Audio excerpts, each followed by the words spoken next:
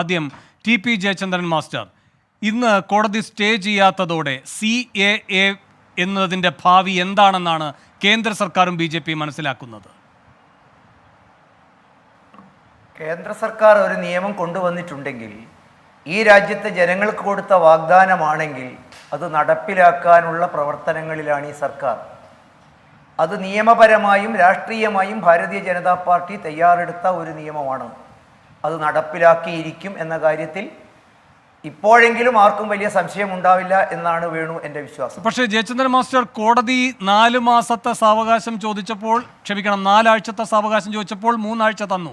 അത് നിയമം നടത്തുന്നതുമായി ബന്ധപ്പെട്ട കാര്യങ്ങൾക്കല്ല. ഈ 237 ഹർജികളാണ്, അതിൻ്റെ ബാഹുല്യമുണ്ട്, അതിന് മറുപടി നൽകേണ്ടതുണ്ട്. ആ ഉപാധിയാണ് ഈ 3 ആഴ്ച എന്ന് പറയുന്നത്. അല്ലാതെ ഇത് നടപ്പാക്കാനുള്ളതാണ് എന്ന വ്യാഖ്യാനം നിങ്ങൾക്കുണ്ടോ? അല്ല, BJP പറഞ്ഞിട്ടില്ലല്ലോ 3 ആഴ്ചക്കെട്ടിൽ നടപ്പിലാക്കി കളയുമെന്ന്.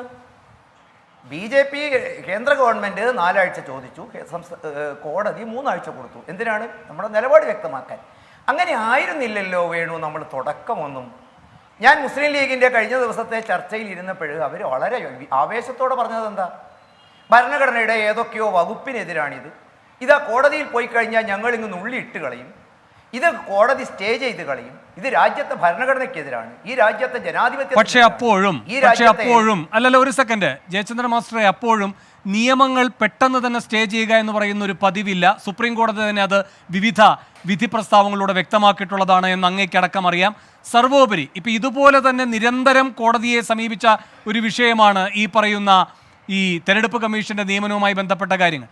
അത് തള്ളിയ നിലപാട് കോടതി എടുത്തിട്ടുണ്ട്, ആവർത്തിച്ച് തള്ളുന്ന നിലപാട് എടുത്തിട്ടുണ്ട്. ഈ കഴിഞ്ഞ ദിവസവും അത് കണ്ടതാണല്ലേ.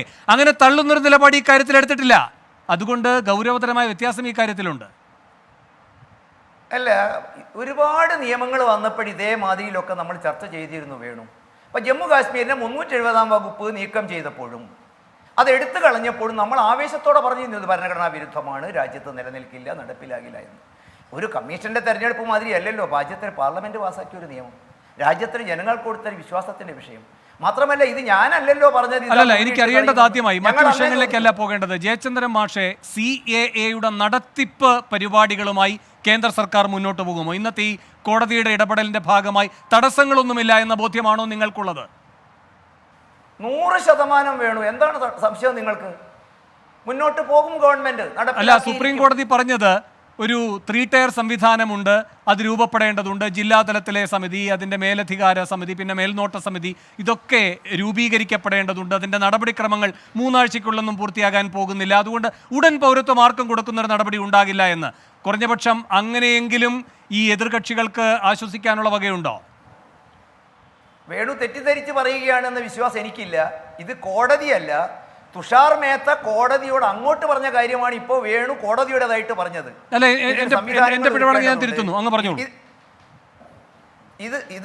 ഇതിന് ചില നടപടിക്രമം പൂർത്തിയാക്കേണ്ടതുണ്ട്, 3 ടയർ സംവിധാനം ഒരുക്കേണ്ടതുണ്ട്.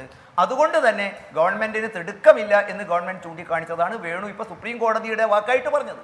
പക്ഷെ അപ്പോഴും ഈ സമ്പ്രദായങ്ങൾ നടപ്പിലാക്കാനുള്ള നടപടികളുമായി സർക്കാർ മുന്നോട്ട് പോകും, അങ്ങനെയാണോ കരുതേണ്ടത്? രാജ്യത്തെ ജനങ്ങൾക്ക് വോട്ട് ചോദിച്ച് 2019 പോകുമ്പോൾ ഭാരതീയ ജനതാ പാർട്ടി വോട്ട് തേടുമ്പോൾ ജനങ്ങൾ കൊടുത്ത ഉറപ്പാണ് വേണു. ഈ ഗവൺമെന്റിന്റെ ഉത്തരവാദിത്തം. എന്റെ ചോദ്യം നേരിട്ടുള്ളതാണ്. 4 വർഷവും 3 മാസവും കഴിഞ്ഞതിന് ശേഷം നിങ്ങളിപ്പോ അതിന്റെ ചട്ടങ്ങൾ നോട്ടിഫൈ ചെയ്തിരിക്കുന്ന ഘട്ടത്തിൽ അതിവേഗം അതിന്റെ നടപടികൾ മുന്നോട്ട് പോകുമോ ഇല്ലയോ? ഇന്നത്തെ കോടതിയുടെ ഈ സമീപനത്തെ പ്രത്യേകമായി പരിഗണിച്ചുകൊണ്ട്, പ്രത്യേകമായി എടുത്തുകൊണ്ട്. അല്ല, അത് ഒരു സംശയത്തിനൊന്നും ഇടയില്ലല്ലോ നമുക്ക്. കാരണം ഇത് ഏത് സമയത്ത് 2019 പാസ്സാക്കി, 2017 തുടക്കം കുറിച്ചു, 2019 പാസ്സാക്കി. ഇതൊക്കെ ഒരിക്കലും ഞാൻ വേണുവിന് ഒറ്റ കാര്യം ചോദിക്കട്ടെ. ഈ നിയമത്തിൻ്റെ എസൻസിനോട് ഈ ചർച്ചയിൽ പങ്കെടുക്കുന്ന കോൺഗ്രസിൻ്റെ പ്രതിനിധിയും CPM-ന്റെ പ്രതിനിധിയും മുൻപെടുത്ത നിലപാട് ഇതുപോലെയായിരുന്നുവോ? അതിലേക്കൊക്കെ വരാം. അതിലേക്ക് വരാം. അതിനു മുമ്പ് എനിക്ക് മറ്റു അതിഥികളിലേക്കൊന്ന് പോകേണ്ടതുണ്ട്.